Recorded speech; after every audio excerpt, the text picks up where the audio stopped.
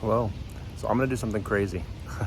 I'm gonna plant seed potatoes right into my lawn. Come join me in the chaos. So I was at Ace and they had a whole bunch of seed potatoes that have been sitting there, and it's kind of late in the season. I mean, it's June already, so as you know, the season's not very long. And I've already been sticking seed potatoes along this edge. And I don't want to overload this because I have grapes and stuff, but I like to have like lots of different species in close proximity. That genetic diversity helps to prevent any diseases. But anyway, I have a whole bunch more and realized I have a whole bunch of pretty grass in the front yard. Do I really need a whole bunch of pretty grass in the backyard? And so I put one in the ground and I figured, hey, this might be fun to make a video out of.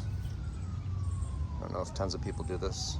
Seems to make sense. I mean, all this land and just grass doesn't really make any sense. So I'm gonna be putting seed potatoes probably every couple feet. I don't think a potato plant really spreads out more than, say, a foot from the seed potato, maybe a foot and a half. So I don't know. I'll probably just kind of tile this area with a whole bunch of seed potatoes. And I don't really have too much tree cover. I mean, there's a tree over there and a tree over there, but this area is one of the few areas in my yard with no tree cover.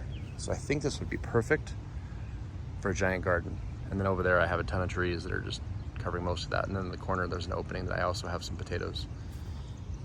So I think that's gonna be a fun little thing. There's just so many people have yards and they don't realize how much free food you could yield just by putting some seeds or seed potatoes or whatever in the soil. I'm not saying anything bad's gonna happen, but if the supply chains did break down and say there was no toilet paper, there might be some problems. Or if, formula.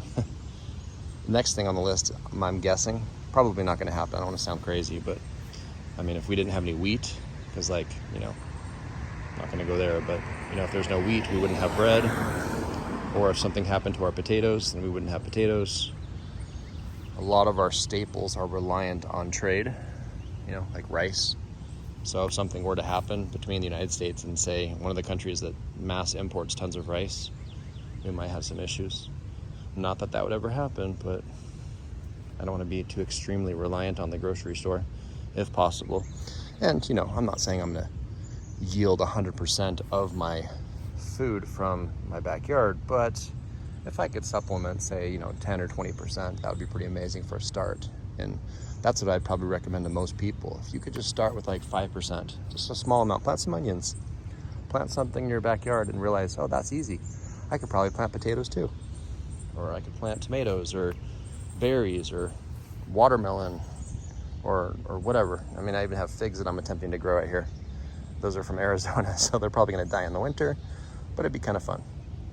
And so I'm just sticking just a bunch of random stuff in the ground here just to see what'll happen. So a bunch of seed potatoes. I mean, look how heavily, I forgot the word. Chitted? I don't remember. They're ready to go on the ground, like past ready. So I'm gonna go ahead and start putting these in the ground. All right, so this is the basic idea. And in case you're wondering about irrigation in Missouri, yeah, I asked that when I first moved here and people just laughed at me. So they don't really have irrigation here. There's no sprinklers. It rains like, 2 or 3 times a week. And besides that, the water table is about 20 feet deep. So basically what that means is if you want water, you can grab a shovel and dig about 20 feet down and it'll start pooling up with water. So pretty shallow water table. Most things, water percolates up to the ground just fine. In the mornings, you'll actually see that. Just because of the change in temperature, you'll actually find that the ground, even if it doesn't rain, the ground's wet every single morning, just because that moisture just kind of condenses on the surface of the ground. So the ground is moist every morning. And this soil is incredibly rich. I had a friend that was surprised that I was planting, and I was just like, this soil is incredible. It's like a clay loam. But something interesting about clays is when you have a ton of organic material, you form what's called an aggregate, which basically means it forms like balls. Like, I don't know how to explain it, but it just forms a perfect aggregate where you get like a particle of clay, and then around that particle of clay it'll like basically encase itself in organic material, and it just makes it so that the soil's like the perfect consistency, like almost like a loam, but it's the inorganic stuff is technically a clay, but there's just such an incredible amount of organic material that the particle size basically grows because it, you know, the organic stuff sticks to the clay particles and just makes perfect soil, essentially. So this is kind of what I'm going to do. I'm going to tile it this way. I already put one in the ground here. You can kind of see it, the potato eyes, potato arms, I guess, sticking out there. And then I'm just going to potato, potato, potato, potato. And these are just red potatoes. So I have some russets in another part of the yard, but I also like red potatoes. Just for their small size, they're kind of fun and they're delicious. So I'll probably tile this all the way across until I get to that fence, and then I'll probably come back and make another row if I have more. But I think I only have about a dozen, so I think that's going to be right up to that fence.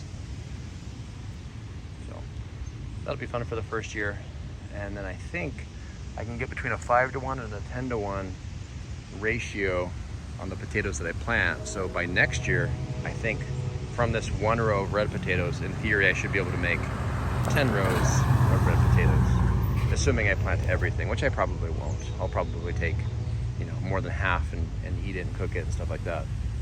But that'll be kind of cool to, you know, from this one row, I'll get at least 4 or 5 rows next year, depending on how much we eat. So fun little experiment, easy thing you can do, just literally planting potatoes in your lawn. And I'll do an update in a couple months just so you can see the progress, if these things actually grow. And if they don't grow, I'll do a little fail video and show you how it didn't work, but I'm pretty darn sure it's gonna work, because I planted some in the shade in other parts of my yard and they're already just exploding with growth. So, I mean, this area gets about 12 hours of sunlight. Areas that only get 2 hours of sunlight are doing incredibly well. So, hope this helps to inspire you to prep your backyard, plant some stuff, just for the practice at least. If not, you know, if the poo hits the fan and we're having trouble getting food, then you'll have tons of food growing in your backyard. Thanks for joining me in the chaos. What? Dig? Nope, it's all ready. Okay, go ahead and put a potato in it and cover it up a little bit. Actually, make it a little deeper. So move some of the dirt out of the way. I have dig if you need it. Good. You get to put that potato down there? Daddy! Yes, darling? Daddy! Just a minute. We're planting a potato. The dogs are Or what? What's wrong? they're in the garage. Oh, that's okay. They're allowed to go in the garage. That's where their food is. That's okay. Good. Did you guys see what we did here? Look what Alice did. She covered up all of these little growths, all these little potato arms. And we're just putting just a little... It's really hot outside. Okay, we'll go outside. It's not that hot. It's only like 80 degrees. We'll go inside in a little bit. It's because you're running around and having fun. All right, so see what we do here? Violet, come here. I want to make sure you know how to do this. See, we buried this potato and we just have these parts just sticking out just a little bit.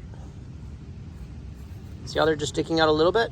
And then once they start making leaves, then we can add a little bit more soil to make sure all the roots are covered, and we'll get lots and lots of little potatoes.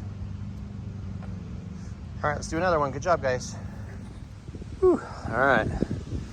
Planted all these potatoes. Good job, Alice. You're a good digger. Planted all these potatoes. We'll see what it looks like in a while. And then, if you didn't see my strategy, I had them kind of deep, barely under the surface. And then I think most people do something similar, but probably with trenches. Once they break the surface by a decent amount, by a few inches, you'll just let some of that soil just kind of go in there. I mean, when it rains, it's probably going to automatically do that for me. That's why I built these wells, because the rain should do this for me through just normal erosion. But if not, a very quick access to more soil that I can use for mounding up a little bit above those little potatoes.